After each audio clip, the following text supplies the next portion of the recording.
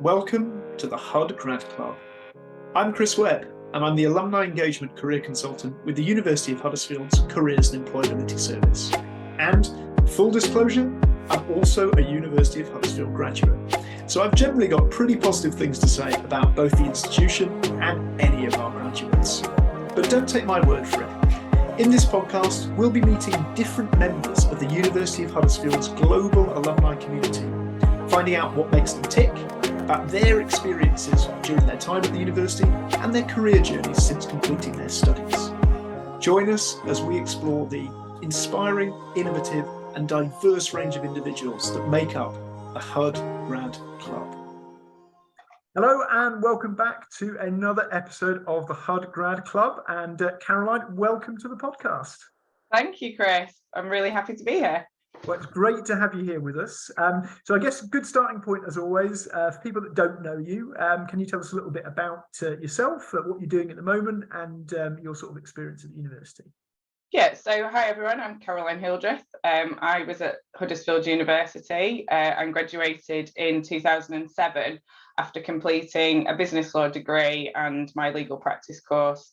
Currently, I work for a company called Sopra Steria, who is a French company that deals with digital and IT transformation and business outsourcing, and I am the Deputy Head of Transport.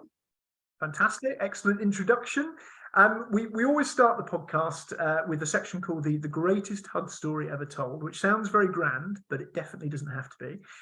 Really, it's just to find out a bit more about what your experience was like during your time at Huddersfield and any reflections you might want to share. So perhaps if we kind of kickstart with that, tell us a little bit about how you ended up at the university and what the experience was like studying there.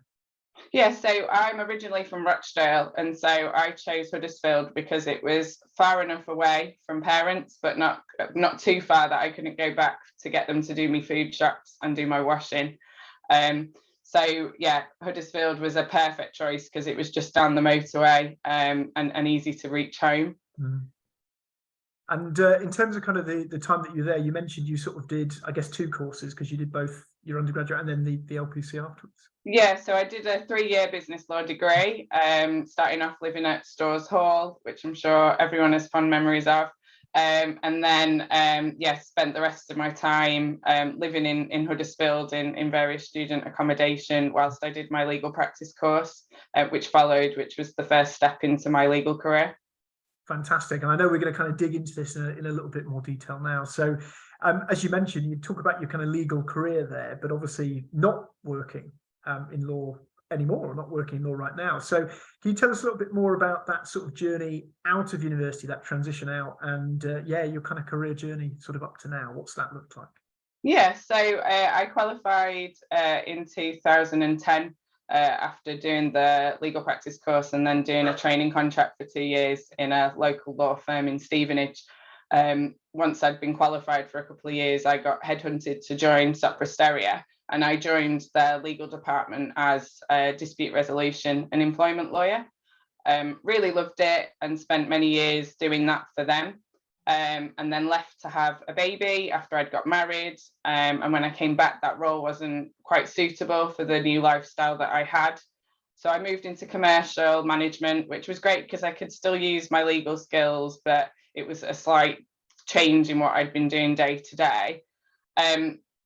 By doing that, it meant that I got closer to the business. I got closer to making business decisions and supporting, and I really enjoyed that aspect. I always felt that in legal, I was kind of sat in that ivory tower of giving legal advice, but never really knew how it landed with customers or conversations, because obviously you want that ongoing business. So really loved it. And then when I saw an opportunity to join the actual business, I did so. And so I've been in sort of general management for the last few years at Sopra Steria, having moved to transport in the summer. So yeah, I'm deputy head of transport here at Sopra Steria, and I'm really enjoying how I can be close to the customers.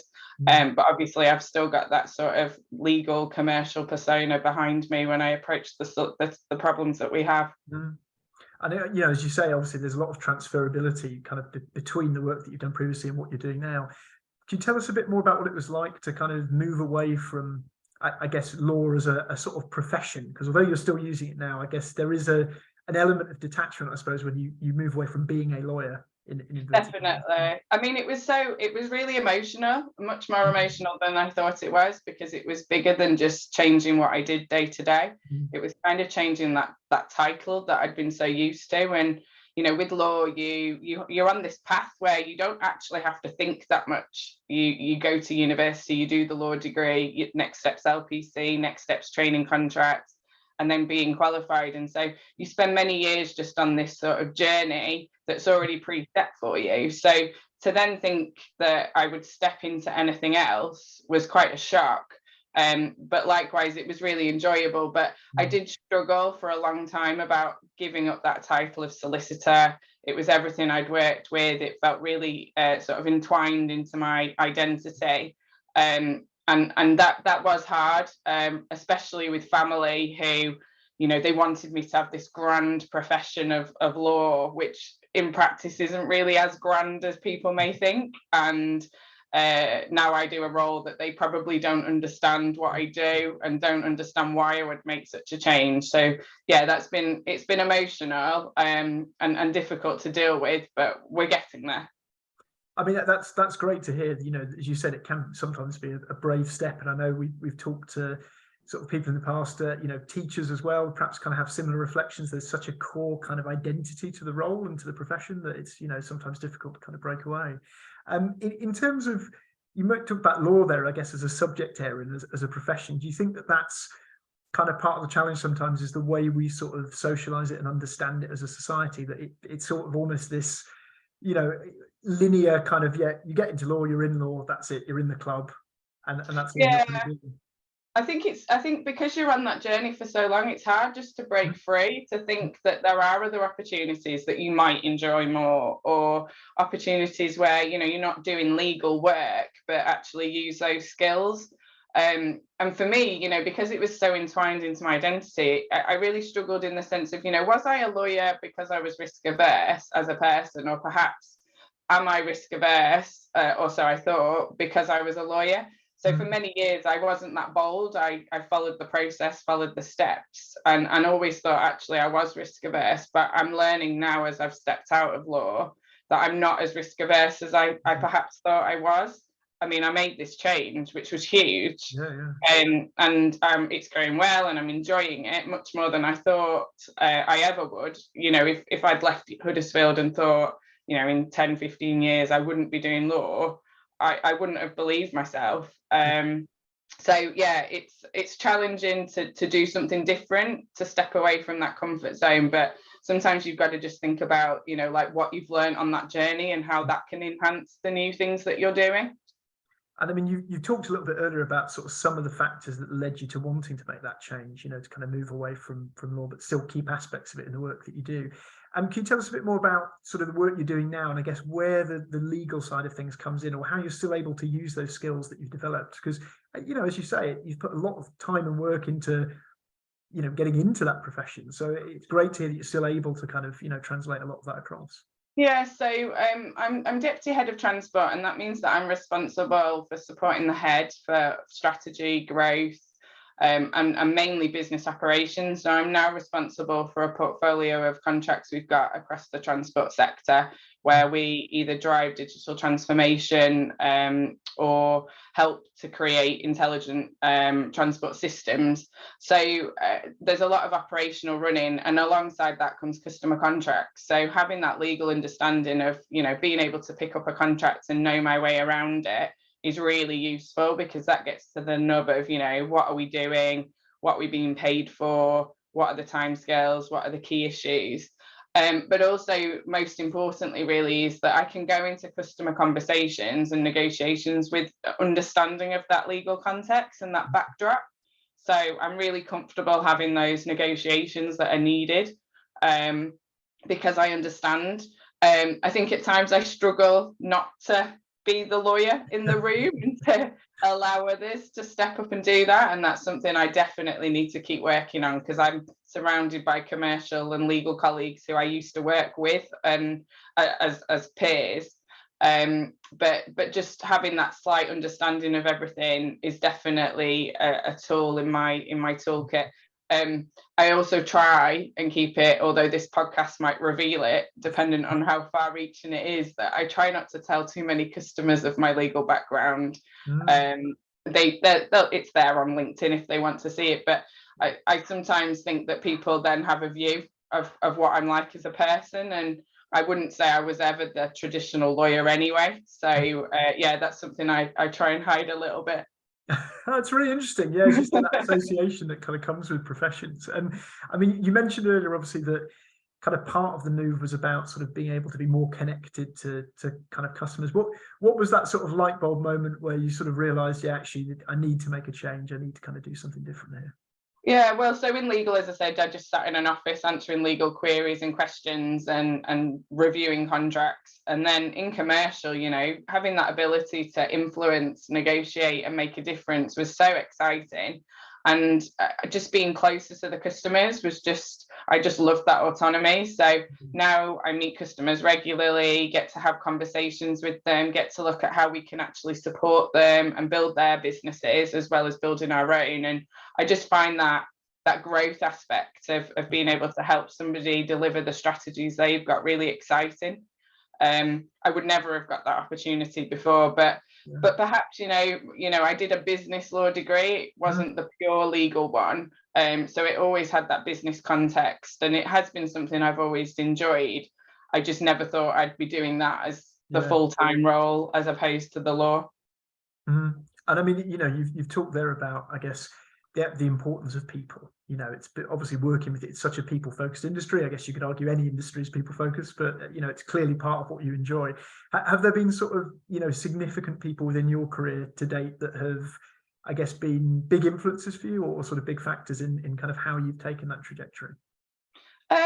I've always struggled to find a mentor as such in the workplace.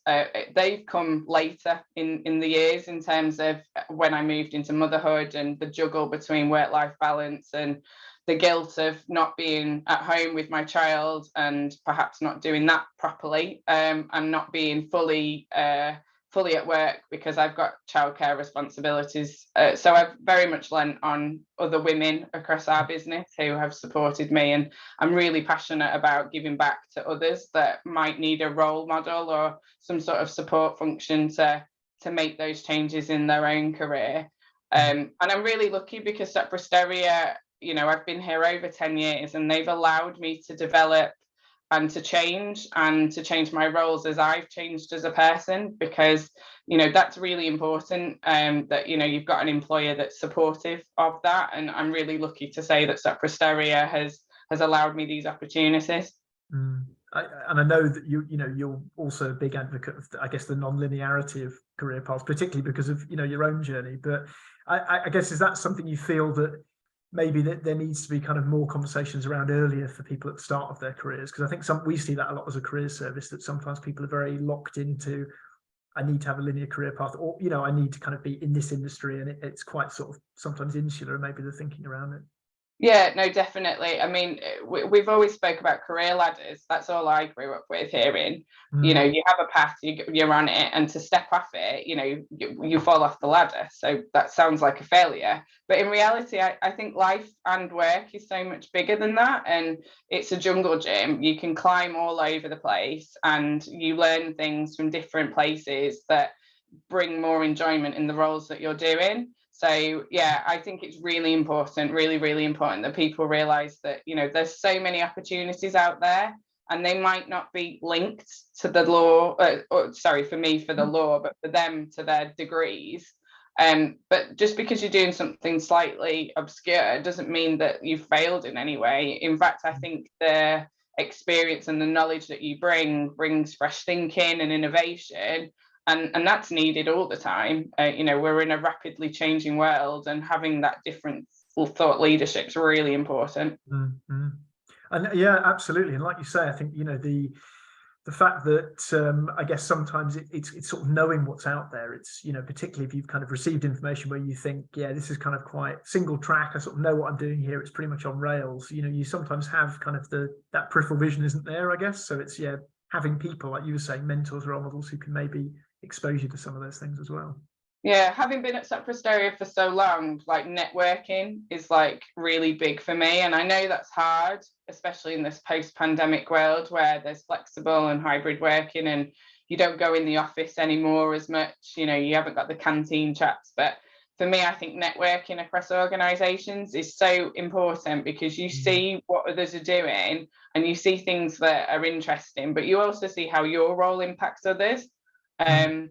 And so I've been really, I've been lucky in that when I was in law, I supported everyone in our group of companies in the UK. So my network was quite big, and that's allowed me to draw on those networks and relationships to support me, especially in this new role, because I've got people and goodwill. So they've been willing to help me, which has been really good, because I'm not sure I would have been as bold to step outside Sopra Steria to do something so radically different to the law. But having that comfort zone of being able to do it in the same organisation has really helped. And you mentioned there, about kind of technology and maybe the way that pandemics kind of changed some of this stuff. I mean, do you think, I guess for networking or for other aspects of work, do you feel that sort of perhaps increase in remote and hybrid has made some of these things easier, or is there still quite a bit of work to do in terms of maybe making work flexible enough for people in all sorts of situations? Yeah, I think there's definitely more to be done. And I think it's about striking that balance between being flexible and allowing people to have that work-life balance against productivity.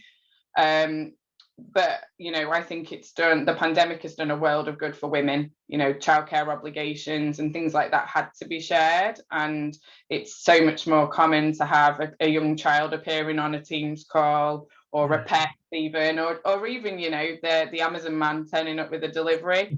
I'm really pleased at how far that has pushed the sort of equality agenda. There's loads more to do, of course, but I think it's really great that there's now more visibility. You can be your authentic self because that home life is playing much more of a bigger part in the work life. Yeah, absolutely. And I mean, we were talking about this even before the podcast started, weren't we? Making sure you check in with people to make sure no one's going to come in through the door, all those sort of things. Yeah, you're getting a different look, aren't you, at sort of people's kind of, home lives and personal lives, which I think, as you say, hopefully breaks down some barriers. Fantastic insights. Thanks so much, Caroline. Really, really useful to hear a bit more about your career journey. We're going to kind of end the podcast as we do always with our underrated careers advice section. So to kind of hear from maybe some of the sort of advice or kind of tips that you've had throughout your career, or things that are very personal to you feel might be particularly useful for any kind of students or graduates from the university who are watching. So any underrated careers advice to share with us?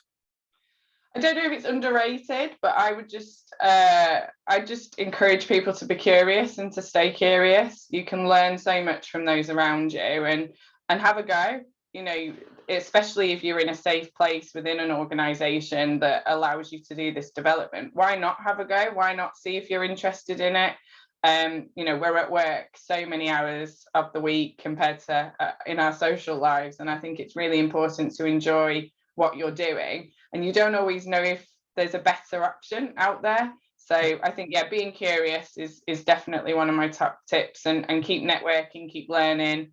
You can learn from everyone around you. I think that whole mentoring thing is really valuable. I know as a mentor, I've learned loads from the mentees that I've spoken with, because that's that element of self-reflection, which is always beneficial. Just stay open, and opportunities come. And I think you've said, as well, reference to, in regard to networking earlier, like, don't be afraid to reach out. I think that's sometimes what often puts people off. We certainly hear from other students and graduates. Yeah, definitely. I mean, we've got a decline function in our email invite. So give an email to somebody that you want to speak to, give them some context, and why not? That's how I ended up in the role that I'm in that I enjoyed doing what I was doing in commercial, but was loving that human element of being close to customers. And so that's what I did. I shoved an email into our MD's email box, said, would love a conversation about personal development. And a couple of days later, I was in the transport business doing what I'm doing now. And, without having that opportunity to talk to him, and hats off to him for being open to have that with me. I wouldn't have got the role that I'm in now. So yeah, I definitely be bold. People can decline if they don't want to talk to you, but in reality, people do want to help each other. So why wouldn't they talk to you even just for 15 minutes? And it's a great final point to end on, because again, anyone who's watching this who's a fan of Amazing If and the Squiggly Careers podcast, you might be familiar with the concept of kind of squiggle and stay. But I think, this is perhaps something just to end on, as you mentioned there, that actually, looking for a change doesn't have to come externally, does it? It can be something that comes from where you're working now. No, exactly. And it could be a different project. It could be just a different outlook, or it could be something fundamentally different. I think, people are aware of how important work-life balance is and having that enjoyability at work. And so I do think that organisations are creating easier paths to change roles internally, and, just reach out, have a see what's there, see if you're interested, see if there's, Sopra Steria does secondments and things like that as well. So there's always trial periods that might be available as well. Yeah, and it's like that Wayne Gretzky quote, or it's always attributed to Wayne Gretzky, missing 100% of the shots you don't take. As you say, you've got to be bold, you've got to at least try these things. And as you say, there's always the decline function. So it exists for a reason. Yeah. Fantastic. Oh, thanks so much. Great insights, Caroline. If we've got viewers watching with current students or sort of graduates from the university who might want to maybe kind of get in touch with you, reach out after watching the episode, what's the best place to kind of find you? I'm on LinkedIn. So yeah, feel free to send me a message, and yeah, happy to talk. Fantastic. We will flash your LinkedIn up on the screen on the podcast, so hopefully people can see that now. But yeah, thank you so much for your time, Caroline. Thanks so much for your insights.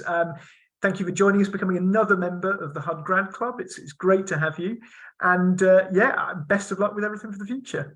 Thank you, Chris. And yeah, thanks again for having me. Really, really pleased to be able to support this initiative. I think it's really great and really interesting. So thank you. Fantastic. Take care. Have a great day. Thank you. Bye. Enjoyed the podcast?